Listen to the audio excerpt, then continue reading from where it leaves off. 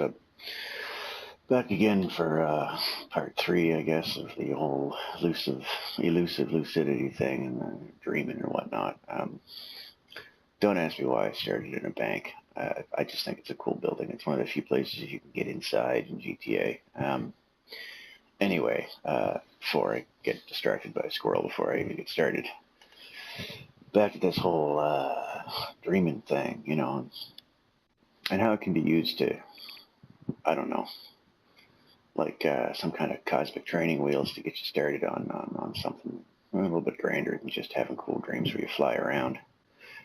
And where do I start? Where do I finish? Well, I'll just start walking, I guess. So, lucid dreams. They're cool and everything, and then there's a reason that I keep going off about them. Not only because they're fun and because they can teach you to get over your fears by conquering your nightmares and stuff, but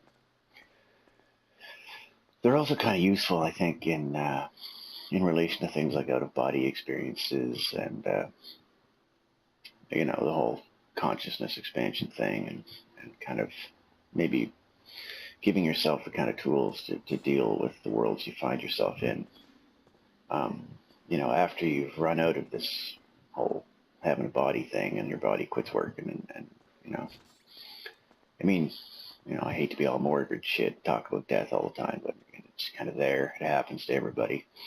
And I don't think it needs to be such a end-all disastrous thing like some people make it out to be, or it doesn't need to be like this you're either going to heaven or hell shit either, because come on, nothing's black and white, especially in the real world, and when it comes to stuff like enlightenment and consciousness. Fuck, that didn't take long to get to my first squirrel. You'll have to excuse me today. I haven't slept. My back hurt too much for me to actually sleep, so I'm doing this instead of sleeping because, well, the fuck else am I going to do, I guess. Yeah, so in dreams, you can learn to exist without your body. You can learn to change your body. You can learn to modify it in ways that make it easier for you to exist in this, and then the dreamscape and lucid dreaming and stuff like that. And well, it can be very helpful, if you practice and you learn to catch on to the fact that you're in a different reality than usual. And you learn to pick up on little things that tell you that, hey, something's not normal. I'm awake. My conscious mind is here. I'm thinking. I'm having thoughts like, hey, I'm dreaming, or hey, I'm having an out-of-body experience. But you're aware of it. You've learned to tell the difference between, a totally artificial reality, difference between just a random dream, just a dream, I call them, and those are the dreams where it's just random brain junk coming out of you at night. It's no big deal. It doesn't mean much. I suppose you could learn something from it by finding out what's in your dreams and what's going on.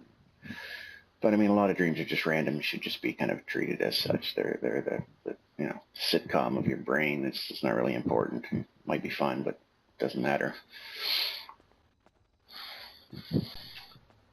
And there are some dreams that are much more intense, much more meaningful, much more impactful on a person's psyche, on a person's soul. But if you've done something simple, I'm at a fork in the road. I painted that in the dark. Magic, isn't it? Yeah. Well, dreams are pretty magical. Painting in the dark, kinda. Inspired by my trip to France. I was inspired by my trip on mushrooms, but that's a whole other story. Before I get... yeah. Go away. God damn it. Alright. That's enough squirrels for today. Let's see if I can keep it on point. A few tips about lucid dreaming first, I guess. Might as well give you a few tools to learn that. Now, you might think you don't dream, you don't have dreams, you don't remember dreams, whatever. You're thinking, no, I don't dream. Well, you do dream, you just don't remember. The tricky part is dreams only happen, really over a very brief portion of a normal sleep cycle. So if you're not getting enough sleep, you probably won't dream. if you're sleeping too deeply, you know, maybe you've got issues, maybe you're on some sort of heavy medication, and maybe, you know, you sleep deeper than you should, so you don't have them that way. But there's a few ways you can catch your dreams. And one of the ways is to set an alarm 2 or 3 hours after you usually fall asleep, and that'll kind of hopefully catch you in your REM state, and you'll wake up fresh from a dream and be able to remember it and be able to write it down. You know, keep a little log handy, or a tape recorder, or just a notepad or something, and write down the dreams you have, and just the things that stick out to you. And then later on, when you wake up good for good the next day, you can read over that, and it might help you remember your dream. It's kind of like a floodgate, you know. Once you start remembering, then it just started falling out of your head. And it's like when, I don't know, you're sharing stories with your friends, and one of your friends is like, oh yeah, I remember this time this happened. You, I don't know, put a turkey on your head and chase a dog down the street and something stupid like that. You're like, oh shit, yeah, I remember that. And up until that moment, you know, that whole night had been completely forgotten by you, you thought anyway, and then all of a sudden somebody mentions it, and it's there in your psyche, and you're buried in the back of your brain somewhere. You dig it up. So dreams can be like that, you know. And if setting the alarm right after you go to sleep, like 3 hours after you go to sleep or whatever, you might have to fiddle with the time a little bit, because, you know, everybody's got different cycles. But I find for me, I set it maybe 3 hours before I'm supposed to be awake. And then I know I'm actually sleeping, so God only knows when I'll fall asleep with my insomnia and shit. Anyway, I usually do that, and it works pretty good. And then when I go back to sleep, I don't get back to full deep sleep. I get into that kind of 3/4 sleep where most of your dreams tend to happen. That's how I tend to catch my dreams, and kind of notice that I'm having them and remember them and stuff. And I write about them, and that helps me. That helps keep them clear in my head. But yeah, so set alarms to catch dreams, and also in your day-to-day life as you're wandering around the world, you know, doing whatever your usual thing, and every once in a while, stop and ask yourself, "Hey, am I dreaming?" You know, like if you feel a bit weird, you have a bit of a daydream moment, you catch yourself, and you go, "Wait a minute, am I dreaming?" Well, instead, find little ways to check without having to actually look like a maniac doing it, running around asking people if they're dreaming. Come up with your own ways, just stuff that, you know, you try out. Look at your watch if you're wearing one. You know, count the money in your pocket. Read them, whatever's handy as a book or a magazine. It's going to be something like pretty wordy. If it's just something like a billboard or whatever, well, and it's pretty simple. I mean, your brain's seeing stuff like that all the time, and it's just, you know, 5 or 6 words, and that's all there is to it. You know, maybe I shouldn't stand in the middle of the street when I do this. So yeah, set ways to do that. So that was my little lucid dreaming tip for the time being. But again, I'll get back to it. Like, lucid dreaming and stuff like that isn't the only way to kind of experience situations where you can literally get out of your body and abandon the human form altogether. You know, be Iron Man, be a dog, be an eagle, be a fish, be whatever. Like, speaking of which, that's another thing I found out I can do in dreams, and I think everybody else can, is go underwater. You know, I mean, I used to go underwater in dreams, like if I fell in water or was whatever, I don't know, for whatever reason. And thinking, oh shit, you know, I'm in water, I'm in trouble, I'm drowning. And one time I just had one of those moments where it was a strange situation. I was, I don't know, in an apartment building, and I went into somebody's apartment, and instead of a normal apartment, there was like 3 feet of water on the floor and trees, and it looked like a mangrove swamp, which is kind of a really weird way for somebody to have their apartment set up when you stop and think about it. And that got me going. I'm thinking, wait a minute, something's up.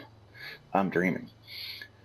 And I thought to myself, well, since I'm dreaming, then I'm not really underwater. Then it doesn't matter if I hold my breath. I can just breathe like normal. It's not real water.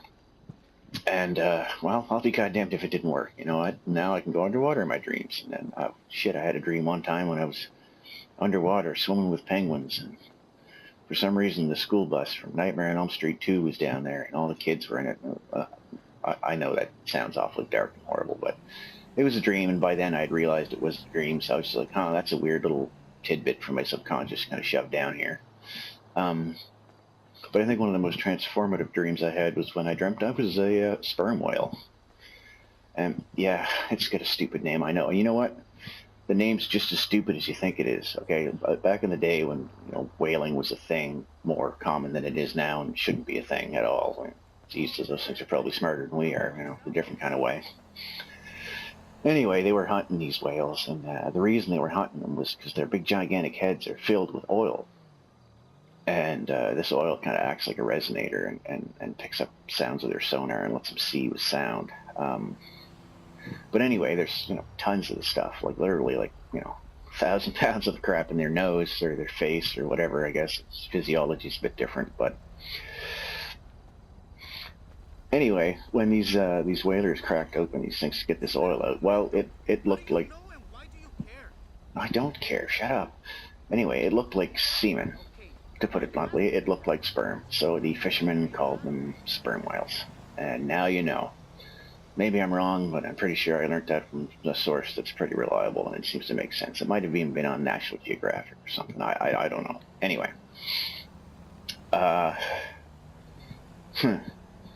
Sperm squirrel. Lost my point.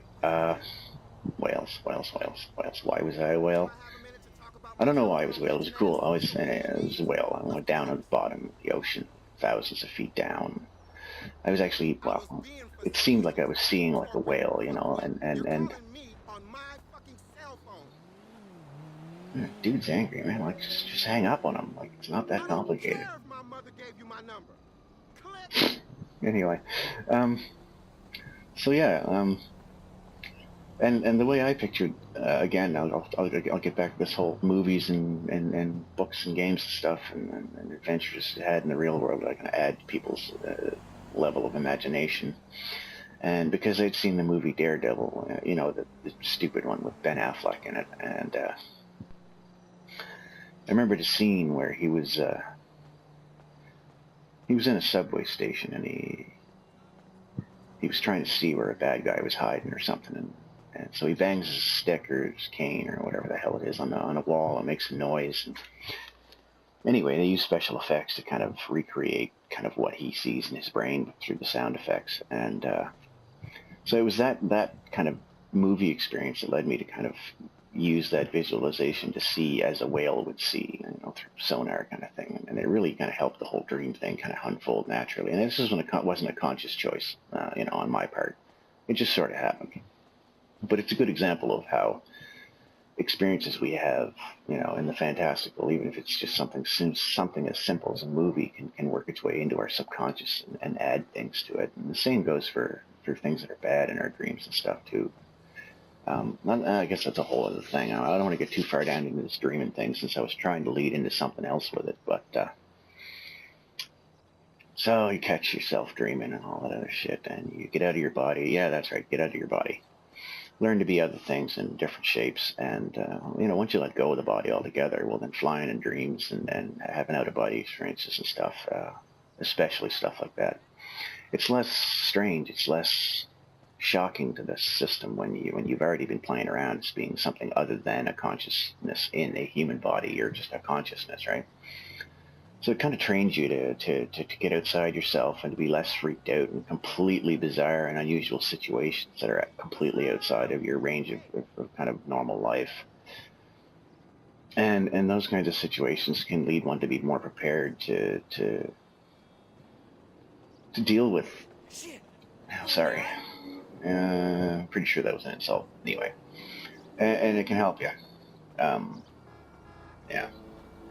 And in a way, it helps you kind of realize yourself and the value of yourself and the ability of your consciousness to do things and overcome things without it being attached to this body you're riding around in. Because as a society, we tend to pay way too much attention to it. And, you know, a lot of the marketing and a lot of the money grabbing is aimed specifically towards that in our society. Like, you know, it's always like, oh, be fitter, look snazzier, have nicer hair, have whiter teeth, have, I don't know, a more Kardashian-esque butt or something, you know. And I'm not saying people shouldn't be in shape if you have a body that's healthy, you know. And I'm not trying to say it has to conform to any kind of Hollywood-style norms. I'm just saying it's healthy.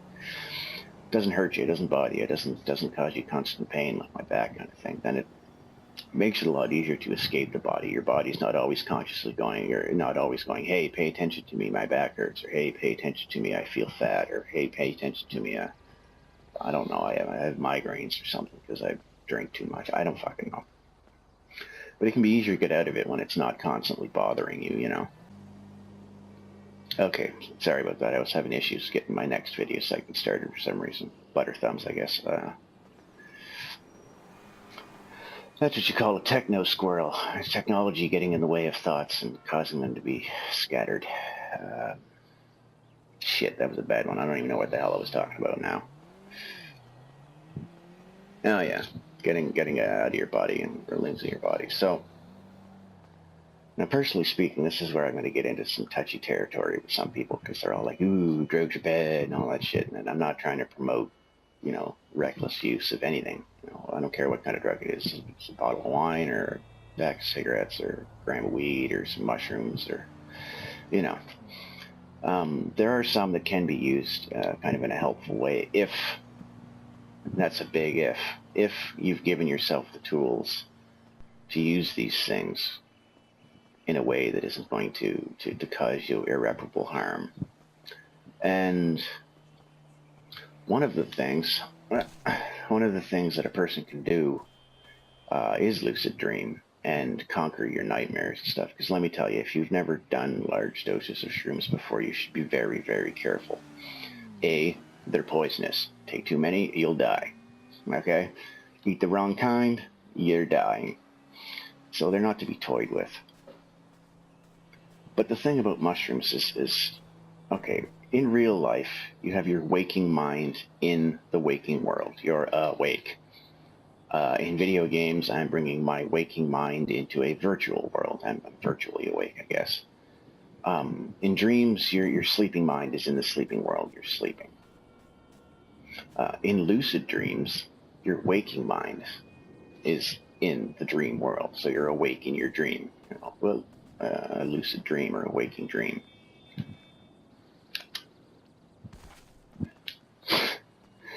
Now, if I tried that in real life, I'd be laying on the ground right now screaming and somebody'd be calling an ambulance. So that's kind of why I do this in games, I guess, besides the fact that video cameras are expensive, I guess.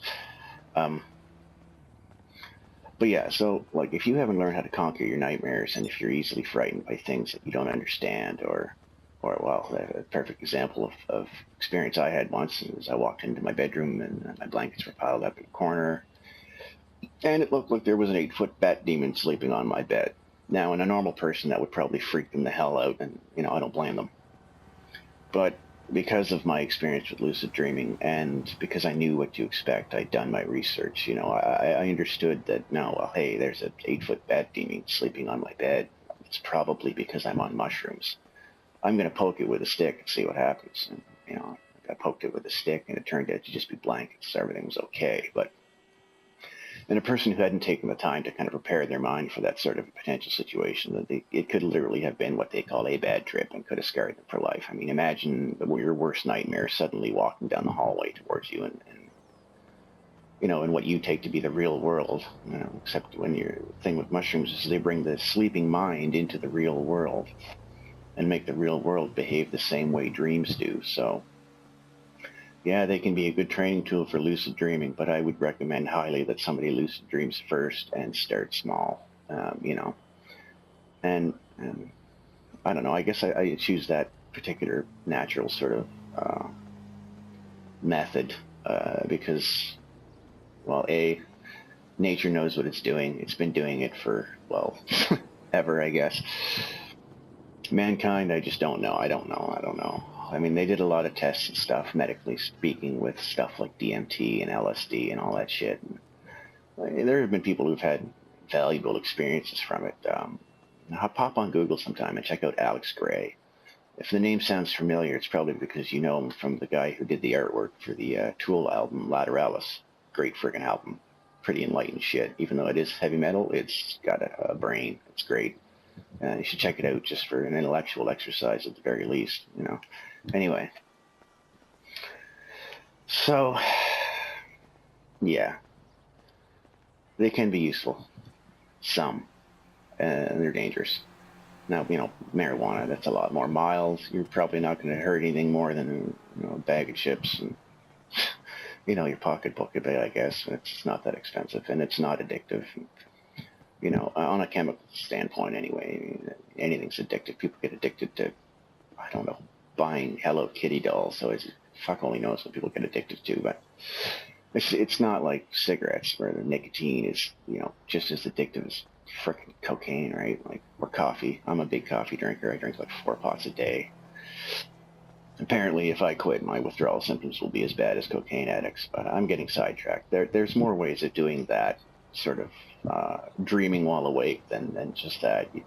Some people fast, some people, I don't know, meditate, some people go for marathon runs where they push themselves beyond the boundary where they start to enter into an altered state. Some ancient traditions would drum and dance for, you know, a week straight and eventually slip into kind of a half awake, half asleep state. Not sleeping for 5 days or so is about the same as a good dose of shrooms. I wouldn't recommend it. It's not good for you, but like I said, I suffer from insomnia, so I've kind of been there by accident. So yeah, anyway, we're getting back again to this sort of abandoning the body to allow oneself to be freer and to expand into kind of new ways of being, and maybe evolve beyond the need of being born into a self-sustaining process of biological mechanism that our body is. Like, you know, it starts, begins, ends, and runs out all on its own. It's got the programming built right into it. But doing stuff in games and in a reality where you don't have a sense of your body, you don't feel the weight of it, you don't feel the air in your skin, you don't smell, you know, and sometimes you're inhabiting bodies where you're playing games where you're not human at all, you're some sort of other crazy thing, or, you know, I guess it can help that way. But again, just as you know, as a tricycle as opposed to the training wheels. Like, you move beyond this. Like, there is more to the world than this. And look out in the world and in the experiences you have for patterns. Again, I'm talking about the patterns, like the hurricane and the universe reference I made before. Well, if you look at well, okay, certain strands of quote-unquote magic mushrooms, the part you see sticking above the ground that looks, you know, like what you think a mushroom looks like, is actually not the main part of the mushroom. It's actually underground, and the root system is actually the main body of the mushroom. And it, ironically enough, takes up the same structure and the same forms as the neurons in the neural net that make up our brain.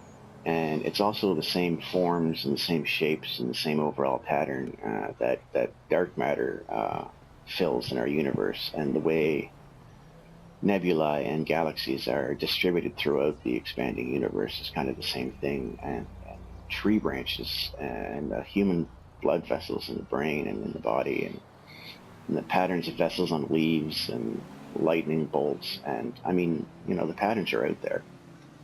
Reality never breaks its own rules. And if you look out there into reality, you'll notice that its set of rules are a lot broader than what we think it is. You know, I mean, for the longest time we thought life only happened in this kind of environment. And then a bunch of crazy fuckers went down in a submarine at the bottom of the Marianer's Trench or whatever, at the bottom of the ocean, and found sea vents where the water was 400 degrees.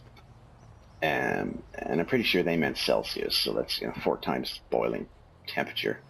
And anyway, it doesn't boil because it's really deep, it's under pressure. But the point is, they found shrimp and crabs and sponges and crazy tube worms and all kinds of ridiculous stuff living down there, just as happy as ever. You know, I even saw a video as part of that particular special that I saw, a documentary about a flatfish of some kind. Kind of looks like a flounder, you know, like a salmon that's been run over by a steamroller. And it was just chilling out on the surface of a pool of molten sulfur. And I don't know what temperature sulfur becomes molten at, but at normal, you know, surface temperatures, it's rock, you know, or at least kind of a sandy sort of shit. So, I mean, our perception of reality and everything that's going on and is getting broader all the time. And we all have to work on broadening our own kind of, you know, perception of reality to get out of this and you know, to do more with ourselves than just line up for the next iPhone or whatever the hell it is, you know.